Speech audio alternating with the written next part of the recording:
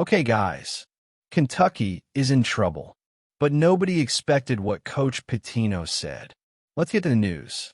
First, subscribe and keep receiving more Wildcats news.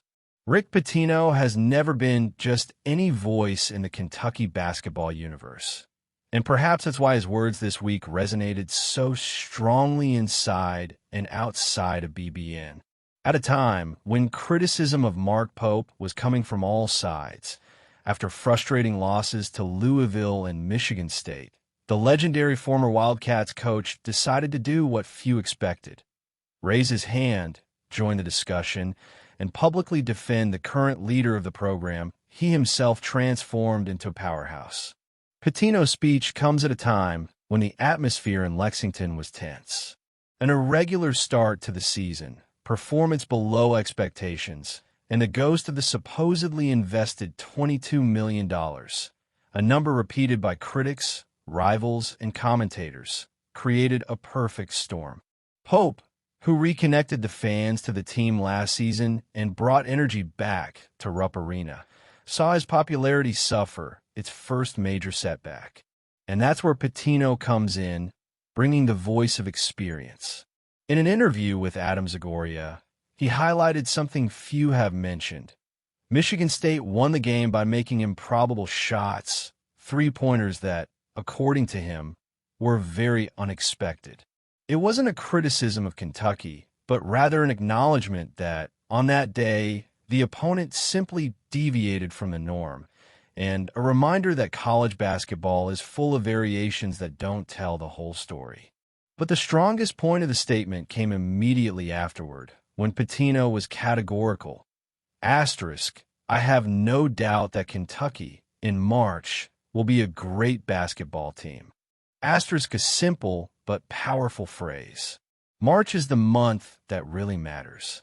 And hearing that from the coach who led the Wildcats to a national title is no small feat. Pitino also directly attacked the loudest narrative of recent weeks, that of the supposed multi-million-dollar investment. For him, this story is nothing more than speculation. Everything is exaggerated, he stated. I hear these numbers, but there's no proof. Unless there's proof, it's not factual. By saying this, Pitino dismantles the narrative that had been used to portray Pope as someone who, even investing astronomical sums, didn't deliver results. More than defending Pope, Pitino defended the very competitive environment of current college basketball, marked by NIL, new player information, transfer portals, and a lot of misinformation.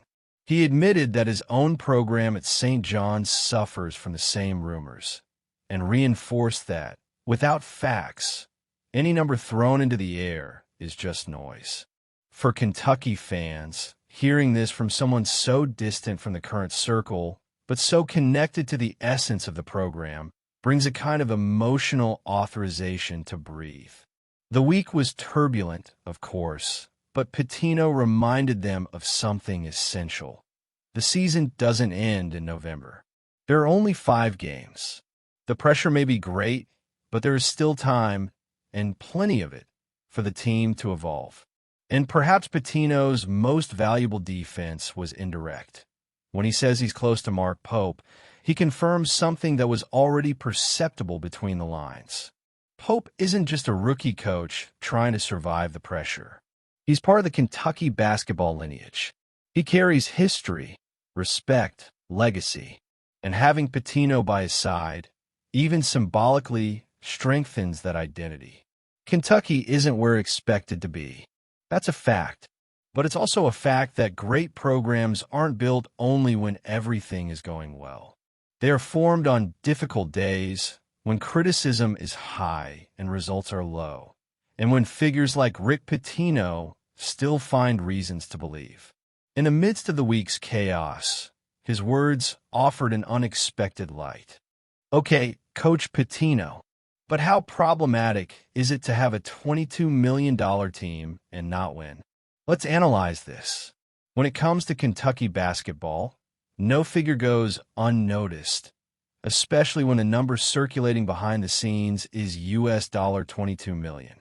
Even though Rick Pitino has stressed that there is no proof of this value, the mere existence of this narrative already creates a toxic, heavy, and potentially explosive environment if the losses persist. And that's precisely where the most problematic point lies. When colossal financial expectations meet frustrating results, the margin for patience disappears.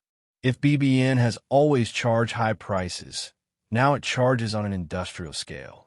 The supposed market value of the roster has become ammunition for critics, a topic for rivals, and an argument for those who question Mark Pope. And even if the number may be an exaggeration, the public perception is already formed.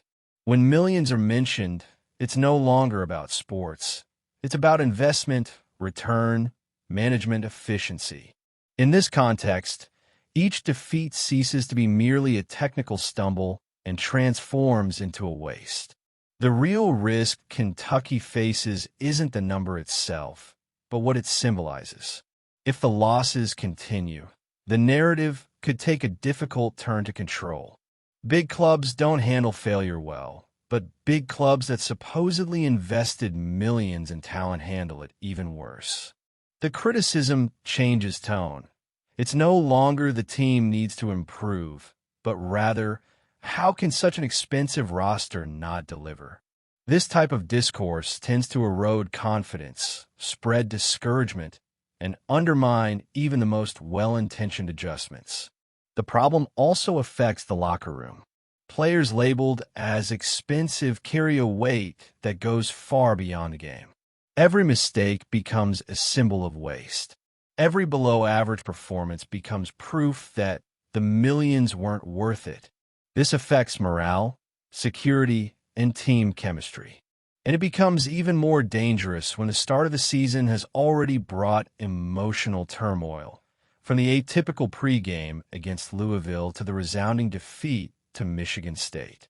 If the results don't start to appear, Mark Pope could be swallowed by a vicious cycle. Increasing external pressure, inevitable internal criticism, instability in the roster, and a national narrative ready to be used against Kentucky. Modern college basketball likes villains, and a supposedly millionaire team that loses becomes the easiest target. The alarm bells are ringing. And, contrary to what Pitino rightly tries to dispel, the lack of evidence about the investment value, the truth is that perception weighs as much as fact. Could it be an exaggeration? Maybe. Could it be false? Also. But, in the end, if the ball doesn't go in the basket, if the defense remains disconnected, and if the team doesn't react, the number will continue to loom over the season like a ghost that no one can expel. If Kentucky doesn't turn things around soon, the conversation will shift from tactical schemes or roster evolution to something more troubling. The feeling that the program has entered a dangerous cycle of inflated expectations, meager results, and ever-increasing external noise. The clock is ticking, and if the losses continue, the supposed million-dollar investment could become the most serious argument against Pope since his arrival. The season is still long, but the atmosphere is already one of urgency. And in this scenario, each game now seems bigger than it actually is. The situation is delicate for Kentucky basketball. In just 7 days, the Wildcats suffered 2 devastating defeats that have called into question not only the team's technical ability, but also the confidence and chemistry between players and coaching staff. Even though the season is in its early stages, these setbacks, especially against Louisville, their biggest rival in the state, and Michigan State in the prestigious Champions Classic, have exposed deep weaknesses that will need to be addressed quickly if the program wants to regain its competitive identity. Now, facing a less glamorous opponent like the Loyola Maryland Greyhounds, the Wildcats have a crucial opportunity for rebuilding. This isn't a game that will excite the most demanding fans, but rather a chance to adjust pieces, restore confidence, and begin to hone the collective identity that Mark Pope so strongly advocates. After all, Even in the darkest moments of Kentucky basketball history, matchups like this have served as turning points, giving teams a chance to breathe and reconnect with their purpose. Injuries have been a recurring obstacle for Kentucky this season, and it remains a central theme as the team faces Loyola. Jalen Lowe, a key piece on the perimeter, is still out of action due to a right shoulder injury. His absence deprives the team of leadership in ball control and offensive creation, forcing other players to assume responsibilities they may not yet be ready to consistently perform. Even more concerning is the situation of Mo Diabate, who suffered an ankle injury against Michigan State. Although Mark Pope has remained somewhat ambiguous about his participation in Friday's game, all indications are that he will be rested, opening up space for Trent Noah, Andrea Jelavic, and Cam Williams to get more playing time. This change could be a blessing in disguise, offering these athletes the opportunity to demonstrate their value and relieve pressure on the remaining starters. However, there are also risks. Are these players prepared to handle the intensity required against more aggressive defenses? One of the biggest criticisms of Kentucky's offense in recent games has been its inability to generate fluidity in positional play. Against Michigan State, for example, the Wildcats seemed stuck, unable to find creative solutions to break through the opposing defense. This resulted in poor shot selection, with many mid-range shots and little movement in the paint, something Pope highlighted as one of the team's main problems. However, there is a clear solution to this scenario: exploiting fast transitions. Mark Pope's style of play has always been more effective when the team prioritizes a fast pace, turning turnovers and defensive rebounds into opportunities for quick attacks. Against Loyola, this could be particularly advantageous, as the Greyhounds are one of the worst teams in the country in terms of rebounding control. If Kentucky can dominate the paint and convert these extra possessions into easy points, the game could quickly turn in their favor. But for that, discipline will be necessary. Pope has tirelessly repeated the mantra of keeping the play simple. This means avoiding rushed or forced throws and instead working the ball until finding the best offensive option. More passes, more penetrations into the defense, and fewer attempts at individual heroics can make all the difference. Perhaps the most important aspect of this game against Loyola is the emotional one. After humiliating defeats to Louisville and Michigan State, morale within the team seems low. The players themselves admitted signs of disconnection during timeouts and technical timeouts, while Mark Pope appeared visibly dejected in his post-game statements at Madison Square Garden. Against Loyola, victory needs to be more than just a positive result on the scoreboard. It must act as a catalyst to restore the group's self-esteem. A good performance, especially in terms of tactical execution and teamwork, can help players rediscover confidence in themselves and their abilities.